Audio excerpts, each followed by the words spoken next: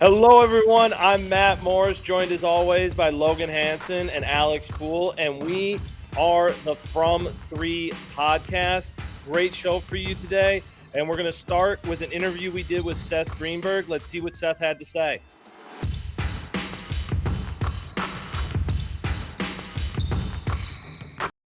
Hey, everyone. We're here with former college basketball head coach and current ESPN college basketball analyst, Seth Greenberg. Seth, how are we doing?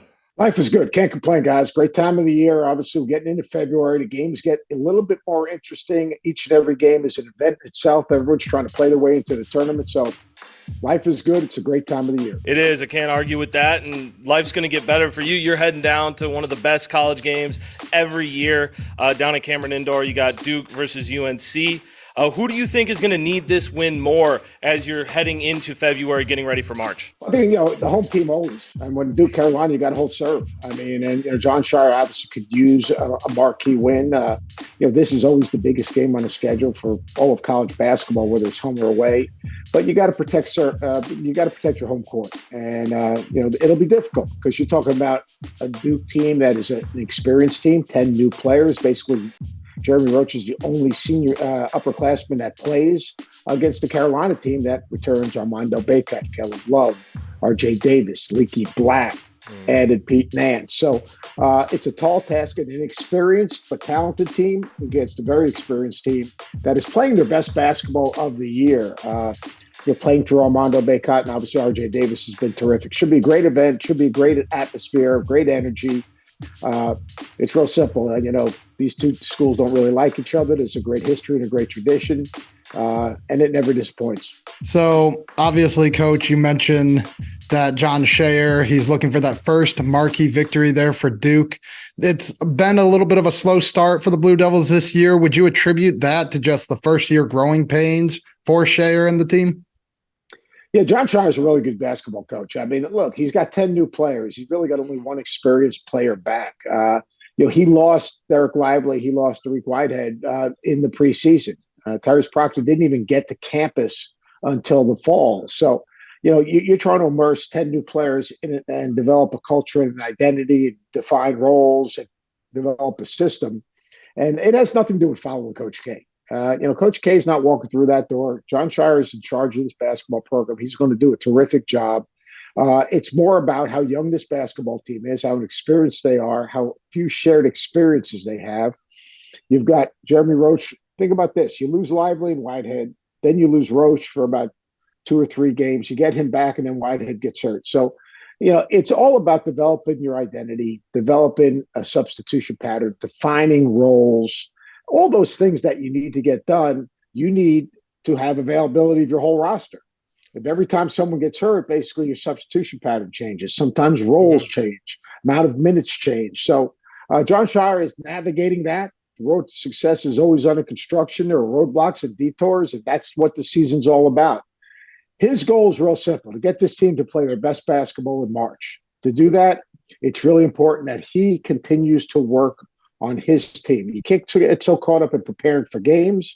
What you most importantly have to do is work on your team, your concepts offensively, your concepts defensively. And if you do that, you'll be prepared to play against anyone as long as you understand basically personnel.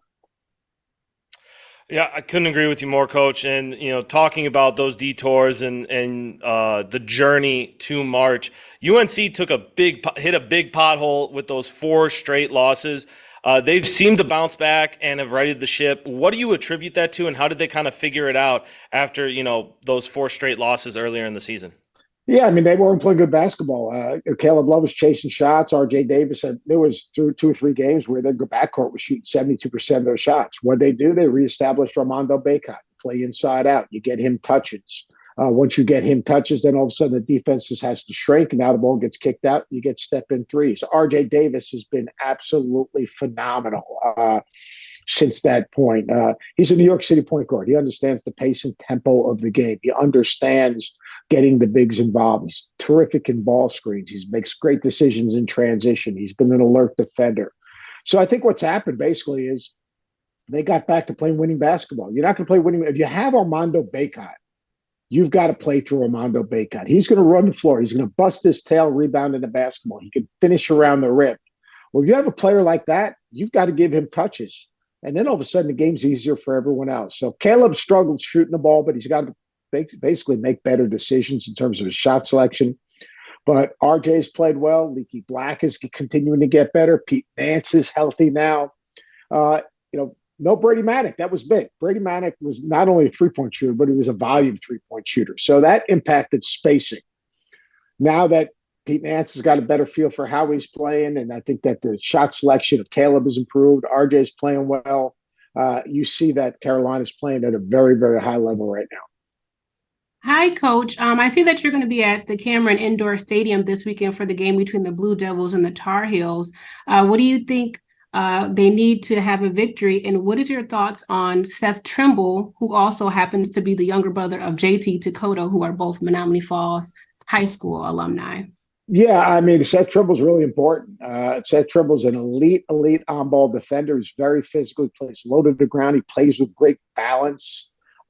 He's got a toughness about him. And, when Seth Trimble comes in, what it enables RJ Davis to do is play off the ball, which is really important. Now all of a sudden Trimble's handling, he can advance past the ball to RJ Davis. RJ Davis can go and make plays, which is really important. RJ Davis can catch it, push it, maybe make an early post up to Armando Bacot. They can advance past to RJ Davis. Now you can set drag ball screen, and all of a sudden you're getting in the lane. I'm a big Seth Trimble fan. I think he's going to be a really good player. Carolina's got to basically deal with the atmosphere and the environment, not get too hyped. Understand that Duke's lost 2 in a row. Obviously, the last one was the last game in Cameron, and which is, Carolina's got 2 in a row against them. So, understand what it took to win in Cameron, and that is to be together, to defend, to be unselfish, to be resilient, and then don't take anything for granted. Don't assume anything.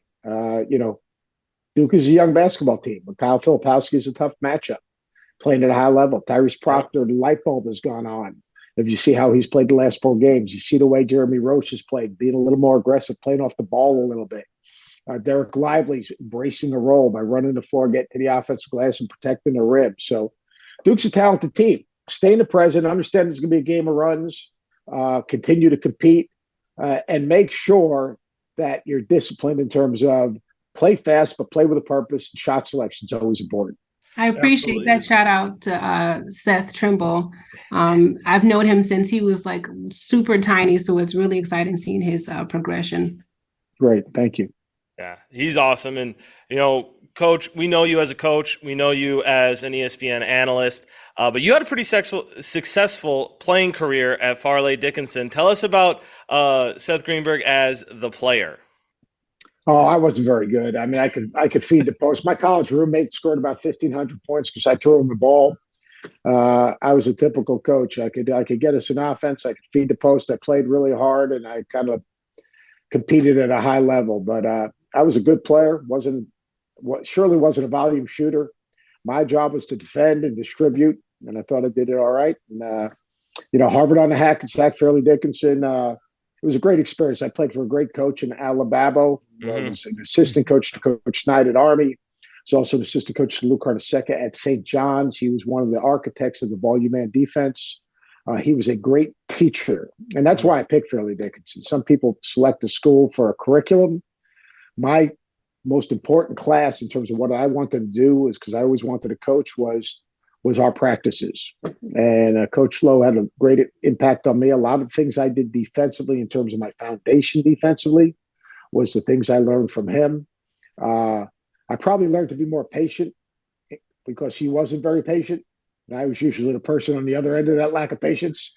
But he was a great coach, great mentor, terrific teacher. He was UB Brown's high school coach, won a gazillion state championships in the state of New Jersey. But more importantly, he was a guy that had great love for the game and great passion for the game. And, I always knew I wanted to coach, and I had a great mentor, Coach Lababo. Absolutely. And once again, Coach, can't wait to see you this weekend at Cameron. Looking forward to watching the game and hearing you talk about it. And thank you for joining us today. Thanks for having me. You guys, good luck. Appreciate it.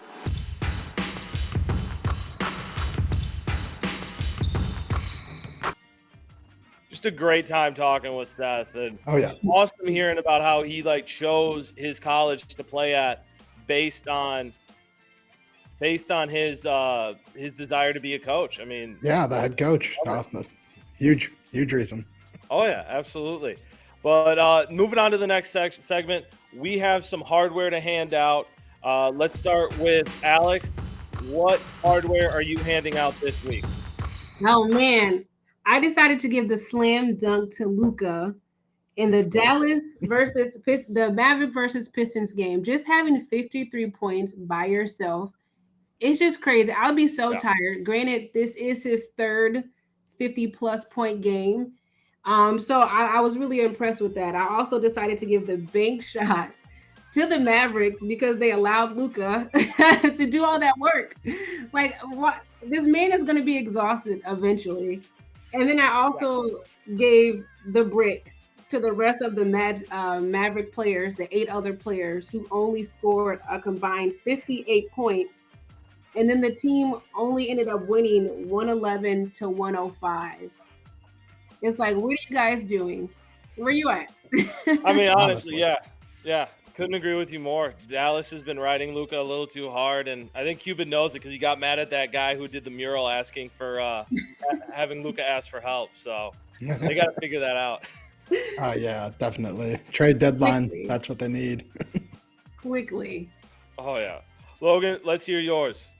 Yeah, so I'm going to just start off with my slam dunk. I have Kansas State star Keontae Johnson. He helped Kansas State beat the Florida Gators. You might remember Johnson for his time on the Gators when he had the scary heart incident on the sideline.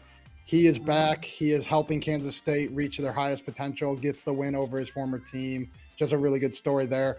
I'm going to have to go with the bank shot, kind of going off Alex here, just all of the 50-point performances that we've seen this year. Just a crazy, unheard of amount, 19 so far. A lot of them are from superstars, 3 from the Luka. I know Giannis has had 2. Dame dropped 60 the other day. Just a crazy amount of 50-point games. It's the most since the 60s. So definitely one of those that's like, wow, kind of a weird anomaly so far. And then my brick has to go to Iowa State. They blew a 23-point lead to lose to Texas Tech. Their AP top 25, it was the largest blown lead in a decade by an AP top 25 team. I mean, just not what you need to do. I know Texas Tech is a good team. They were in the tournament last year, very solid coached, but like you gotta close that one out. Had to. Iowa State is a roller coaster. It seems like every year. I know they're bound to have some great wins, and then they're gonna have some really bad losses. But to finish out this handing out hardware, I'm gonna go with my slam dunk first, and that's Giannis Antetokounmpo with 50. We're just shouting out all the 50-point games. Apparently. Absolutely unbelievable. Always fun to watch him do that, and it also adds so much more heat to the MVP race, which is almost felt like it's been Jokic most of the season. I think Giannis is starting to get into that conversation. Obviously, we have to talk about Jason Tatum and Joel Embiid, but Giannis definitely making his point that he should be one of the top candidates for the MVP.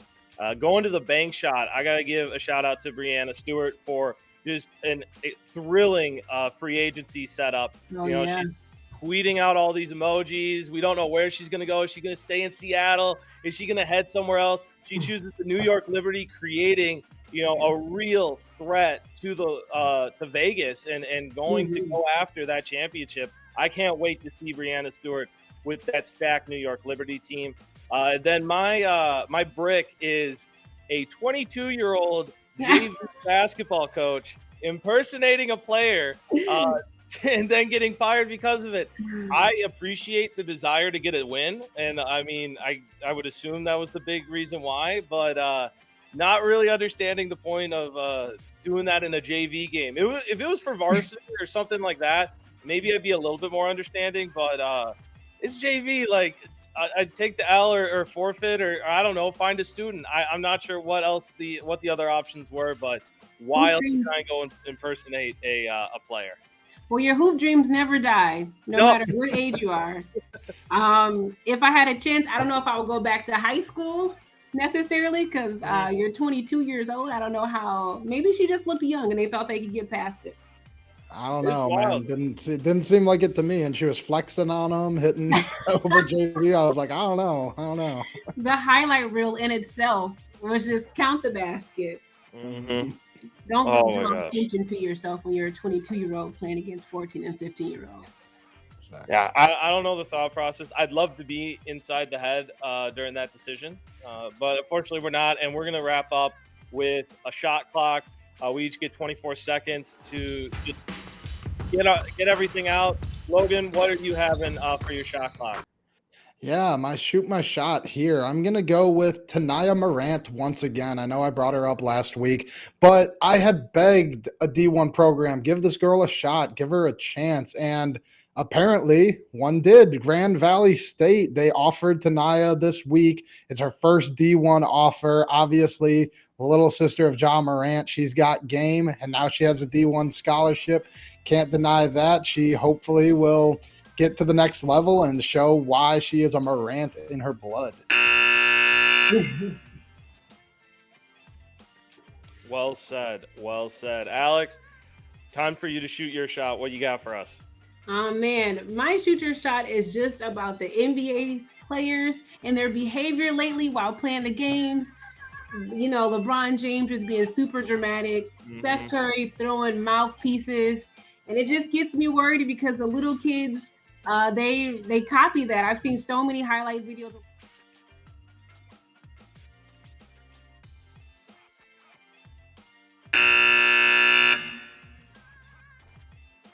I think Austin Rivers was talking about that on a recent podcast. They 100% agree. Yeah. Guys, that little kids that were flexing, that AAU team flexing Yes. defense on the sideline. No. I mean, I respect it. I think that's pretty cool. But I think because I currently work in youth sports and seeing it, and it's just like and it riles everybody up, and they're like in 5th grade was like, I babied you, and then actually seeing it every week, we try to avoid it. It's like, you guys barely know how to dribble. Like, we didn't call the travel. You took 5 steps. Just humble yourself right now, okay? The refs are tired right now. Fair enough. Time and a place for that. Maybe like in the backyard against your brother, because I definitely was flexing on him when I was playing him. But not in an actual game. Just save that for fun. My shoot your shot is, I actually was going last week's episode. I was saying a lot of stuff about the refs and the NBA refs and the officiating, and I still stand by that. But shout out to the PA announcer in Brookfield that told a bunch of parents to shut up. He might not have delivered it right, but it was 100% accurate. Stand up for these high school refs. We need more high school refs. Parents need to calm down. Yeah, I believe that was a Germantown game. Yeah. And he yelled, and there's already a referee shortage as it is when it comes to high school and elementary. And some refs are just tired. Some refs are older. They don't want to come back. We're trying to get newer, younger refs. So it's like, please don't badger the refs too much, or we won't have any games here. Yeah, and I mean, some people are mad about how he delivered it. I thought it was spot on. I think he got to shock the parents a little bit. And the best part of it all was, I mean, he said, if you think you could do better, put on a striped shirt and come on down. But nobody will, because they don't want to deal with that. Nobody wants to deal with being a ref. Like, I had a time where we had a game and the ref didn't show up, and my 2 coworkers had to ref the game. Tough. Luckily, it was like middle school. So, but still, don't badger the refs. No. Give the respect. If they're professional, then maybe, but not high school, not grade school, not these guys that are coming out to try and give you a great experience at the youth level. But that's going to do it for us on the From 3 podcast. As always, Matt Morris, Logan Hansen, and Alex Poole. Thanks, and check out our show next week. Thanks for watching. Feel free to check out our other videos, and don't forget to smack that subscribe button down below while you're at it. Also, for more great and original content, head right over to bvmsports.com.